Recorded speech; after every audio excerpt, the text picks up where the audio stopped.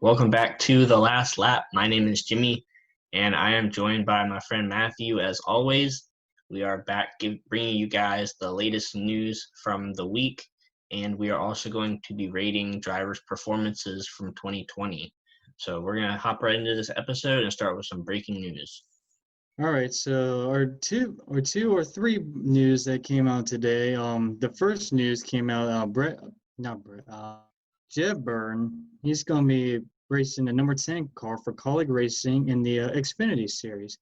This move was definitely quite surprising because people, including myself, we thought AJ Allmendinger is going to be taking that ride over. I'm happy for Jeb Burton. I think it's going to be a great opportunity for him since he hasn't had a full-time Xfinity ride in, well, probably a long time because he's been doing part-time the last few years. So we can't wait to see how he does for next season. John Hunter Nemechek from Front Row Motorsports, who drove the 38 car for the Cup Series this season, has surprisingly stepped out of the car. He's not returning to that team for next season. And this is definitely surprising because there's no other rides that are better or just as good as that ride available. All the rides are pretty much taken in the Cup Series. So we don't know what's going on with that. We think that possibly has a good Xfinity ride or Xfinity deal for next year that help him contend for a championship at that level. So that's my only guess, but I guess we'll have to hear from him the next few weeks to see what he's doing for next season. There was a test for the next-gen car today at Charlotte Motor Speedway with Martin Truex Jr. and Kurt Busch driving those cars today on the Roval part, not the Speedway part. One of the things that people started taking notice was the sound of the engines. That was like the main thing that people took out of this test so far was the sound of the engine. It had a little different tone to it, like a little deeper tone to it. Personally, I think it sounds great, and I can't wait to see what this car does with more testing as we get more cars on the racetrack to see how it acts during like dirty air. Now that we got the breaking news out of the way, we're going to hop right into ranking some of the drivers from 2020. This is going to be part one, and then part two will be later in the week. So the first driver we're going to start with is Matt Kenseth, who stepped in for Kyle Larson during the pandemic. Since Kyle Larson was suspended during the pandemic, Matt Kenseth stepped into the 42 car this year and ran from Darlington all the way through Phoenix, and he finished 28th in points. So Matthew's going to go ahead and tell us a little bit more about him and give him a rating for the 2020 season. Well, Matt Kenseth, it was kind of a disappointing season for him. I mean, I didn't expect much from him since he hadn't raced in almost over a year, and plus there was no practice or qualifying, so he couldn't really adapt to this new package since he didn't race that package when he was the last time he raced. So I'm giving him a D because I mean, it was just not really a good season for him. And it's probably going to be the last time we see him, too. So it's a shame that he had to go out this way. But yeah, not really good season for Kenseth. I'm going to actually go ahead and agree with you and also give him a D, mostly because his teammate Kurt Busch performed so much better. Kurt had a win, a lot more top fives, top tens, and all that compared to Kenseth. So that's why I'm giving Matt Kenseth a D as well. The next driver we will be giving a grade is Bubba Wallace. He definitely had an up and down season, but ended up finishing 22nd in points this year. So Matthew's going to give him his rating for the 2020 season. So for my rating for Bubba Wallace, I'm going to give him a C plus. I was going back and forth between C plus and a solid C, but I think that he definitely outperformed his equipment this year than he has done the past 2 years in Cup.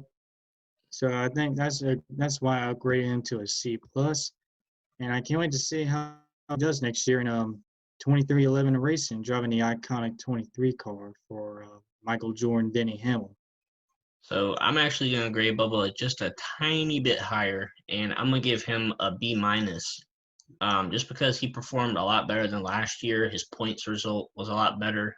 And also with just dealing with the whole racism thing and all of that happened this year, he gathered himself pretty well and led the sport in a pretty good way. So I'm gonna give Bubba a B minus for his performance in the 2020 season. The next driver we will be grading based on his 2020 performance is Jimmie Johnson. This rating kind of stings because it was his last season and he hasn't really been performing well in the past few years. He missed the playoffs again and finished 18th in points. So Matthew's going to go ahead and give us his grading for Jimmie Johnson. Well, for the 7-time champion, I never thought I'd be saying this since he's always been in the A's his whole career, basically. I'm going to give him a solid C. I would have given him a C minus if it wasn't for that top 5 finish in his last race.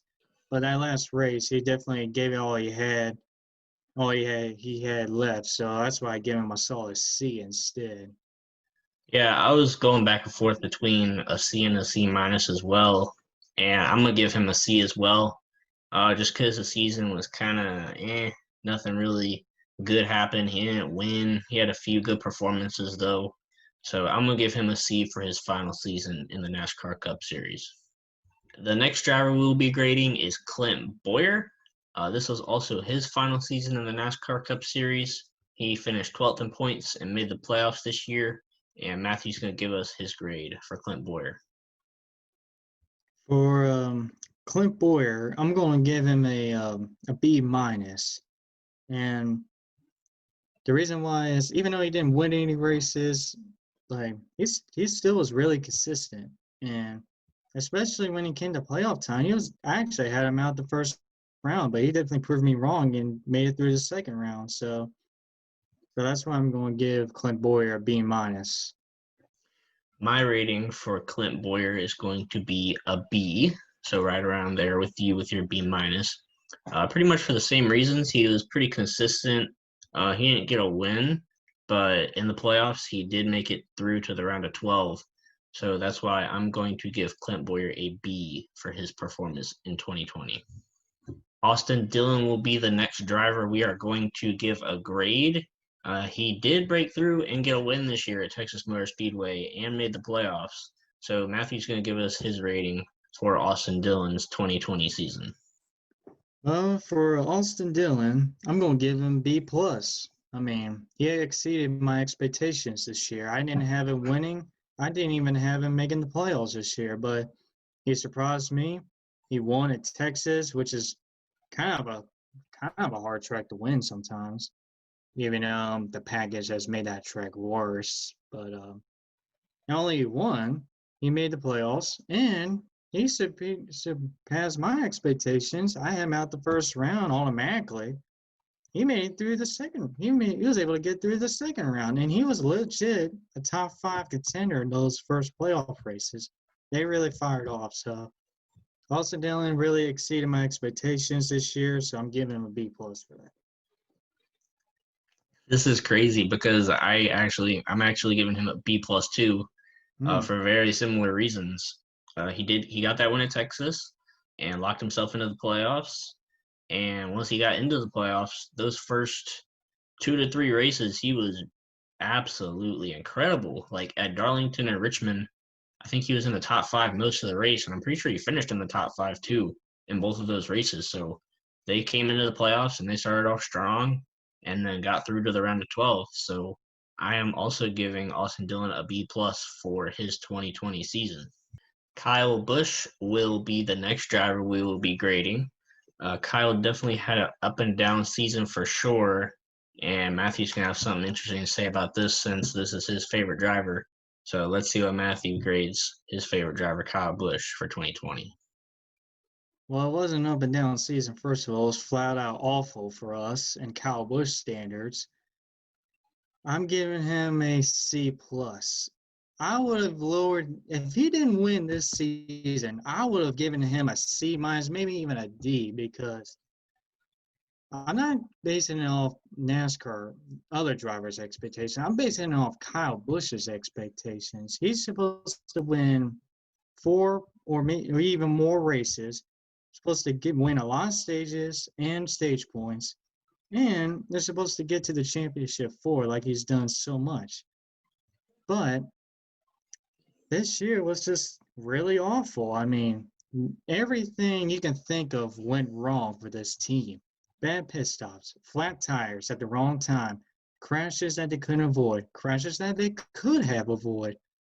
I mean, it was just flat out awful. But I'm being grateful by giving him a C plus because he won at Texas. He still continued his streak. So he saved himself from getting a real rant from me and also being lower on the grading scale here. So it's gonna be a C minus for me. I am going to be giving Kyle Busch a D plus for his performance in 2020. I'm not You surprised. you said it best. I mean, for Kyle Busch, you would expect him to win multiple races and to be a championship threat every year. I mean, he's been in the Final Four I don't know how many times, and just this season was not for him. So I'm giving him a D plus. He did get that win at Texas. Unfortunately, he was already knocked out of the playoffs at that point, but he did get that win and continue that winning streak. But this was just not the season for Kyle Busch. I hope him and his team can turn it around in 2021. But for 2020, I'm giving Kyle Busch a D plus. Alex Bowman will be the next driver we will be giving a grade based on his 2020 performance. He finished sixth in the points this year, making it all the way to the round of 8. So, Matthew, what is your grade for Alex Bowman for his 2020 season? I was going back and forth on this, but I'm going to give him actually an A minus, even though he did only win one race this year. Which, I mean, that doesn't sound like an A grade, but he definitely exceeded my expectations when he came to the playoffs. So I actually had him out the second round, but he exceeded that and went to the third round. He almost made it into the championship four because it was so tight between Harvick, Hamlin, and Keselowski. Like literally, he was close to making the championship four. So that's why I have him A minus. I am going to give Alex Bowman a B plus. He did have that one win, and then he kind of slowed down a little bit through the summer, and then when the playoffs came, he came to perform as well, kind of like Austin Dillon.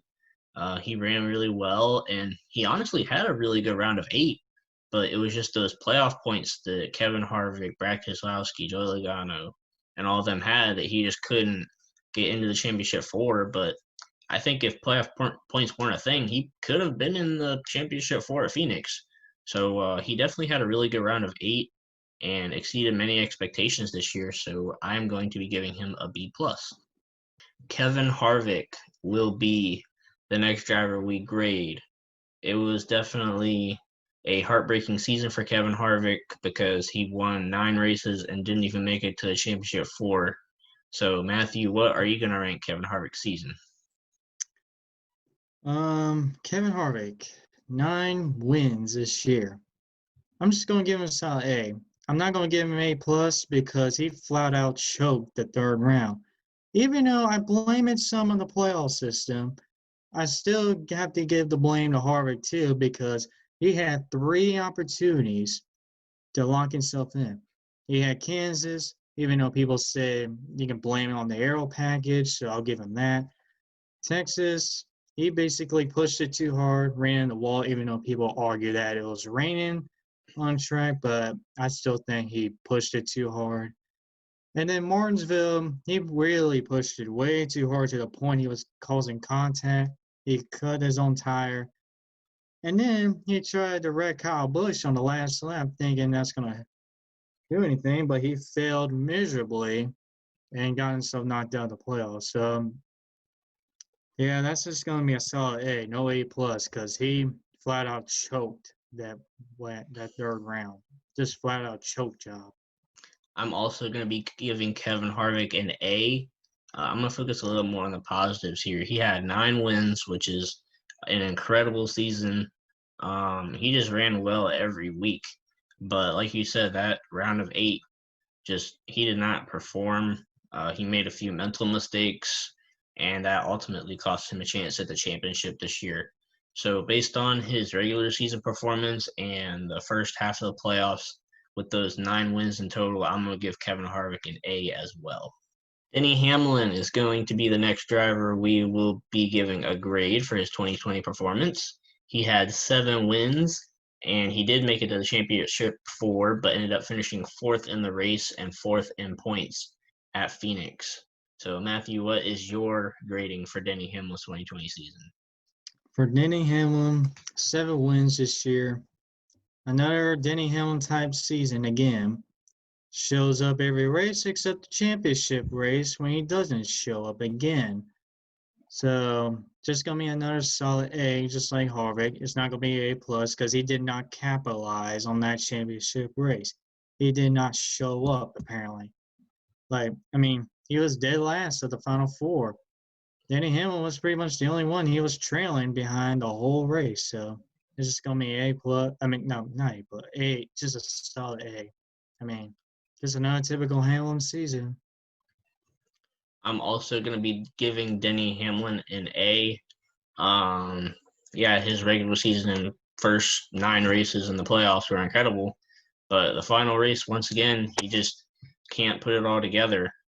He's arguably one of the best drivers without a championship, and I don't know if he's going to win a championship, honestly, with how competitive the field is getting now, and with him just not being able to show up in that final race, even though he won Phoenix a year ago and then runs 4th to the playoff drivers at Phoenix.